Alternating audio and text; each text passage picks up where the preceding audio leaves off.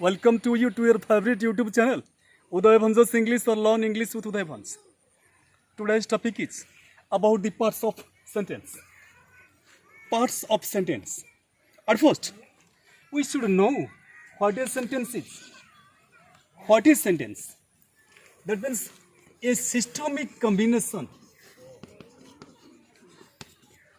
A systemic combination of words. A systemic combination of words plus full meaning is equal to a sentence. Once again, you can see a systemic combination of words plus full meaning that can be called a sentence. In a word, we can say a systemic combination of words that has a full meaning or complete sense is called a sentence. That means a systemic combination of words that has a full meaning or complete sense is a sentence. Then now you can see a systemic combination of words. That means we are sure that in a sentence there are more than one words plus full meaning can form a sentence. But sometimes there are exceptionals. Just like now we can say run. It is also a sentence. But sometimes a word can form a sentence and we should remember it clearly. Then we shall proceed towards the parts of a sentence. Just like now you can see every sentence has two main parts.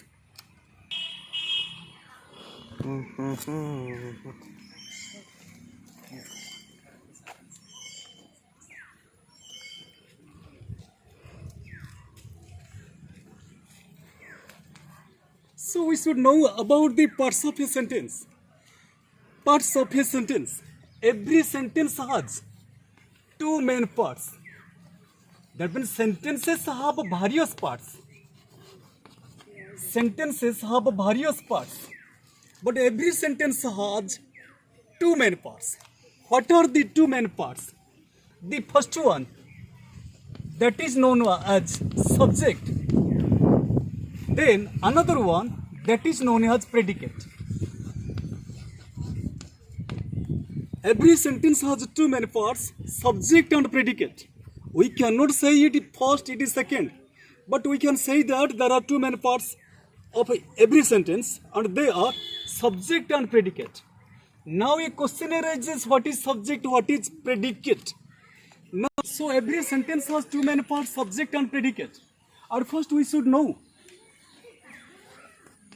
what subject is or what is subject.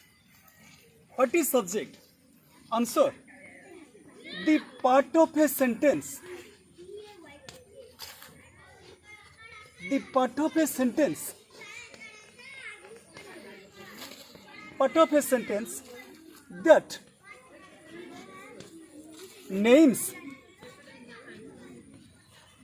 The part of a sentence that names a person or something we can say, but that names somebody or something. The part of a sentence that names somebody or something we are speaking about or talking about. We are speaking about or talking about. Once again, now you can see the part of a sentence that names a person or thing, but we can say somebody or something. The part of a sentence that names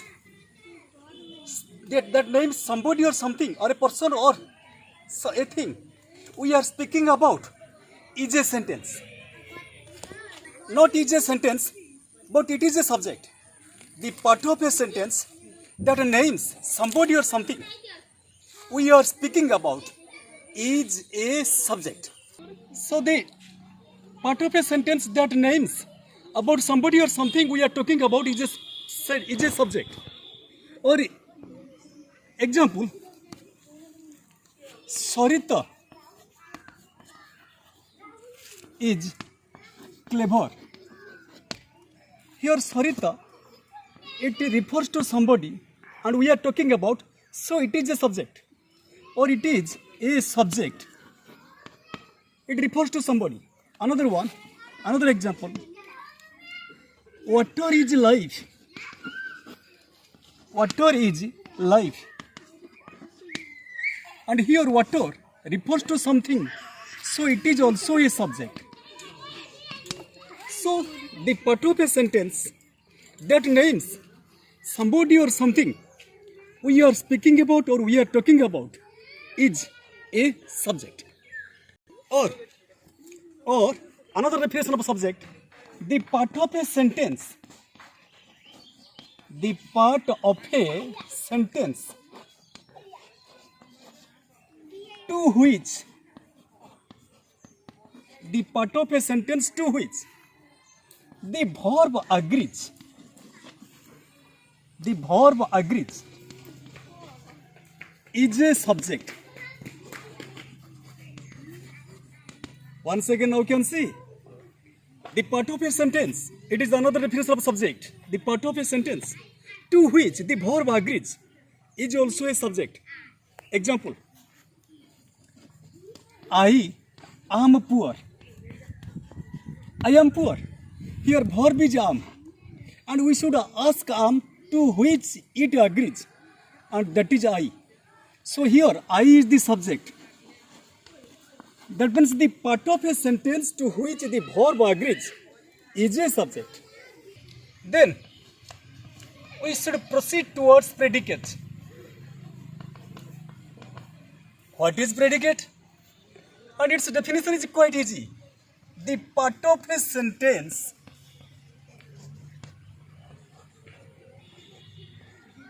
the part of a sentence that tells us the part of a sentence that tells us something about the subject.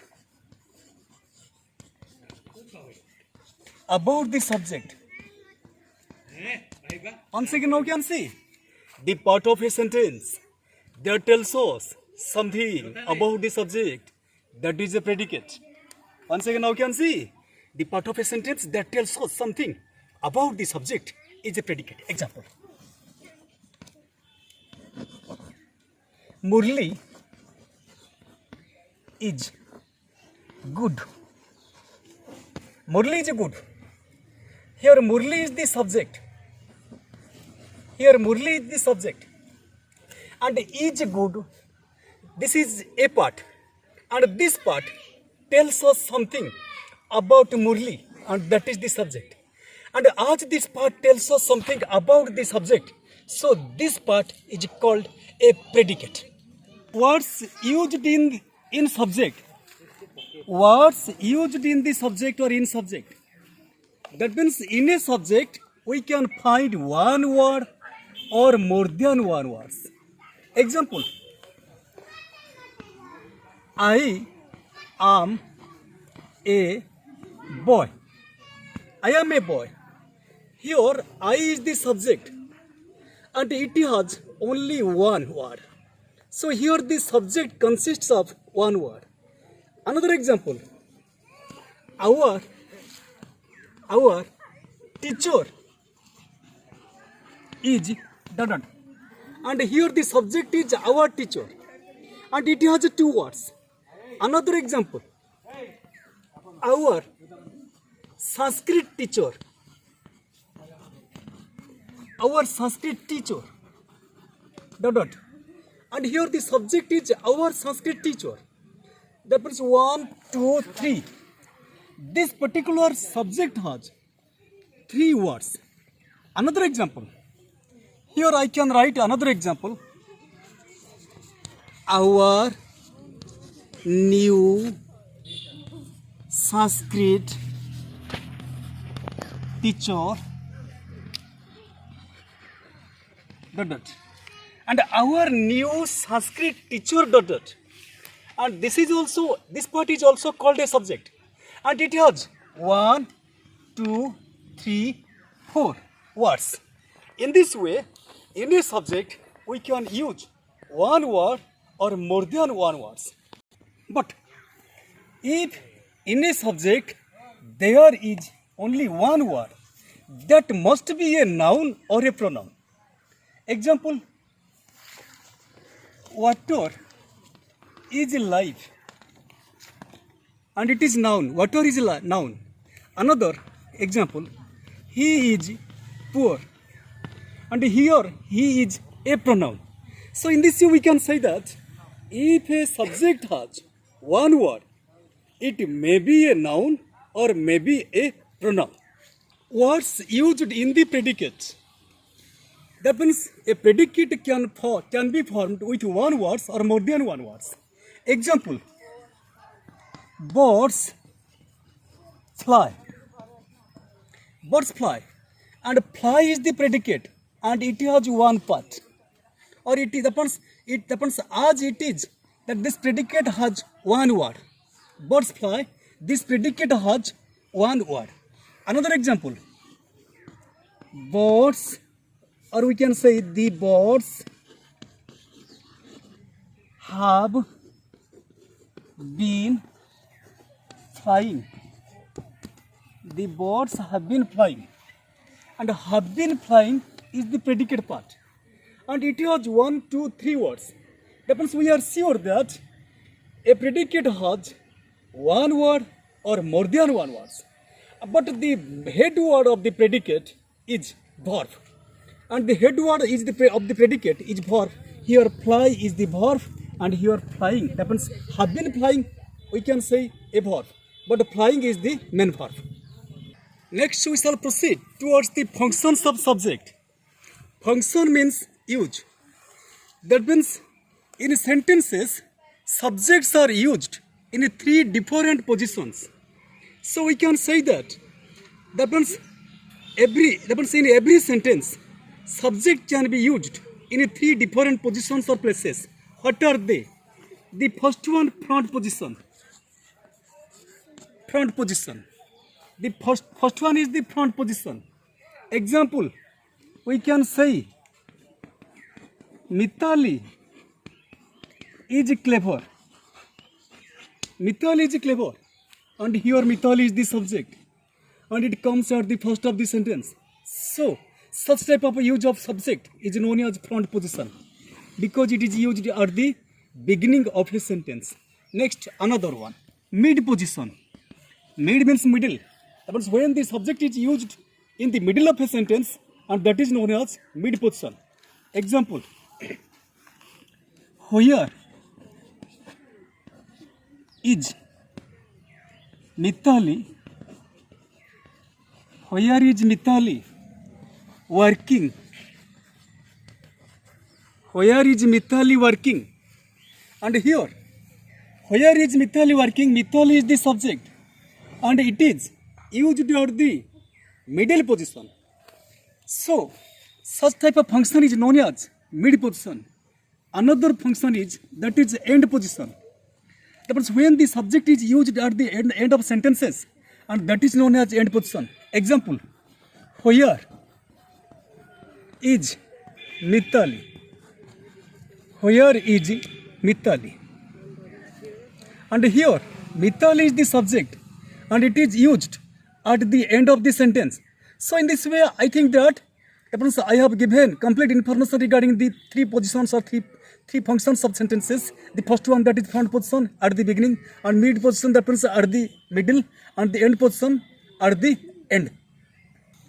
And in this way, in this video, I shall give, that means I have given information regarding the first part of the grammar chapter, that is the parts of a sentence. And that means next, I shall have to make video about its second part. And as this video will be more and more interesting for you, and that means what I shall do to make the video more and more interesting, please comment. And finally, if this channel is or will be useful to you, please like, share, comment, follow and subscribe it. Thank you.